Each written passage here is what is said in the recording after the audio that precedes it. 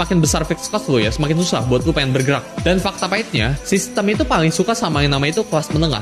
Karena kelas menengah itu punya slip gaji, ya masih punya alamat, masih punya nomor telepon, terus saya punya rasa malu, pengen punya mimpi itu masih ada. Sedangkan orang yang miskin, kelas miskin, itu nggak punya alamat, nggak punya nomor telepon, mereka itu nggak punya gadget, nggak punya gaji bahkan. Jadi gimana cara nagih? Nggak bisa. Sedangkan yang orang kaya itu punya resource ya buat menyembunyikan itu semua. Kadang orang kaya itu nggak ada KTP-nya, alamatnya itu bukan alamat mereka, jadi ketika ditagih susah. Nomor teleponnya itu kadang bukan nomor telepon mereka, tapi nomor telepon orang luar negeri. Slip gaji mereka itu dimain-mainin. Misal kalau kalian tahu, beberapa perusahaan itu CEO-nya itu sengaja cuma dibayar $1.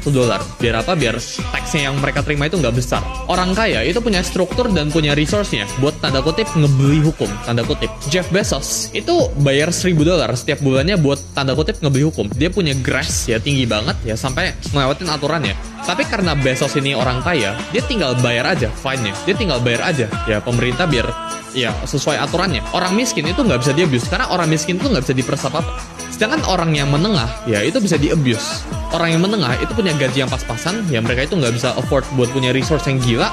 Mereka nggak punya struktur apa-apa, yang mereka punya itu pas-pasan, otak mereka itu susah buat mikir jauh, karena ketika mereka mikir jauh, mereka harus mikirin buat besok kayak gimana, buat bulan depan kayak gimana. Otak mereka itu mikirinnya itu from month to month, ya dari paycheck to paycheck.